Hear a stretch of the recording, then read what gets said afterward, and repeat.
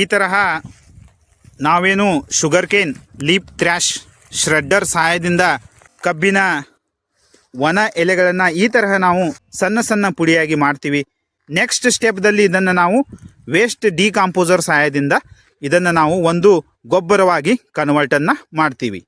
ಮಹಾಗಣಪತಿ ಕೃಷಿ ಕನ್ನಡ ಯೂಟ್ಯೂಬ್ ಚಾನಲ್ದಲ್ಲಿ ಎಲ್ಲ ರೈತ ಬಾಂಧವರಿಗೆ ಸ್ವಾಗತ ಸುಸ್ವಾಗತ.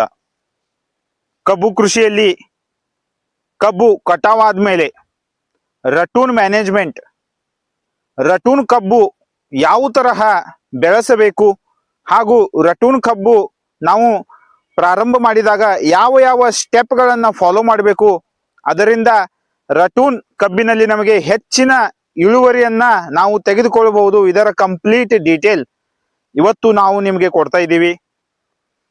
ಮೊದಲು ಕಬ್ಬು ಕಟಾವು ಆದ್ಮೇಲೆ ಏನು ಒಣ ಎಲೆಗಳು ಏನು ಉಳಿತಾವಲ್ಲ, ಆ ಎಲೆಗಳನ್ನ ತಾವು ಸಣ್ಣ ಸಣ್ಣ ಪುಡಿಯಾಗಿ ಮಾಡ್ಕೋಬೇಕು.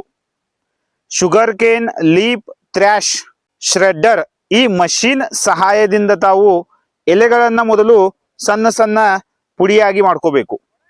ತಾವು ಶುಗರ್ ಕೇನ್ ಹಾರ್ವೆಸ್ಟರ್ ಅನ್ನ ಯೂಸ್ ಮಾಡಿದ್ದಲ್ಲಿ, ಕಬ್ಬು ಕಟಾವು ಸಲುವಾಗಿ ಶುಗರ್ ಕೇನ್ ಹಾರ್ವೆಸ್ಟರ್ ಅನ್ನ ಬಳಸಿದ್ದಲ್ಲಿ ಆ ಎಲೆಗಳು ಆಟೋಮೆಟಿಕ್ಲಿ ಸಣ್ಣ ಸಣ್ಣ ತುಂಡು ಆಗ್ತವೆ. ಈ ತರಹ ತಾವು ಮೊದಲು ಒಣ ಎಲೆಗಳನ್ನ ಸಣ್ಣ ಸಣ್ಣ ತುಂಡಾಗಿ ಮಾಡಬೇಕು. ಕಾರಣ ನೆಕ್ಸ್ಟ್ ನಾವು ಈ ಒಣ ಎಲೆಗಳನ್ನ ಒಂದು ಸಾಲಿನಲ್ಲಿ ಹಾಕಬೇಕು, ಒಂದು ಸಾಲನ್ನ ಗ್ಯಾಪ್ ಕೊಡಬೇಕು.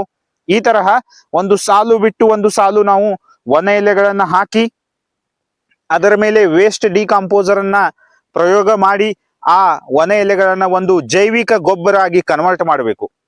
ಇದರಿಂದ ಕಬ್ಬು ಕೃಷಿಯಲ್ಲಿ ತುಂಬಾನೇ ಚೆನ್ನಾಗಿ ಬೆಳವಣಿಗೆ ಆಗುತ್ತೆ.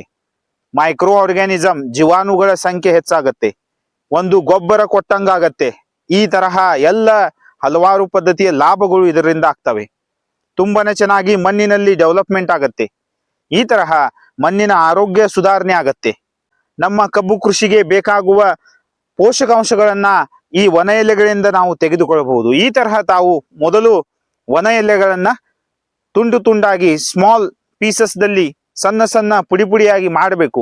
ಅದನ್ನ ತಾವು ಶುಗರ್ ಕೇನ್ ಲೀಪ್ ಶ್ರೆಡ್ಡರ್ ಈ ಮಷೀನ್ ಸಹಾಯದಿಂದ ತಾವು ಈ ಯಂತ್ರದ ಸಹಾಯದಿಂದ ತಾವು ಒಣ ಎಲೆಗಳನ್ನ ತುಂಡು ತುಂಡಾಗಿ ಮಾಡಬೇಕು. ಇದು ಒಂದನೇ ಸ್ಟೆಪ್ ಆಗಿದೆ. ರಟೂನ್ ಕಬ್ಬಿನ ಬೆಳವಣಿಗೆಗಾಗಿ ಈ ಒಂದನೇ ಸ್ಟೆಪ್ ಅನ್ನ ತಾವು ಫಾಲೋ ಮಾಡಿ. ಈಗ ಭೇಟಿಯಾಗೋಣ ನೆಕ್ಸ್ಟ್ ವಿಡಿಯೋದಲ್ಲಿ. ಥ್ಯಾಂಕ್ ಯು, ಧನ್ಯವಾದಗಳು.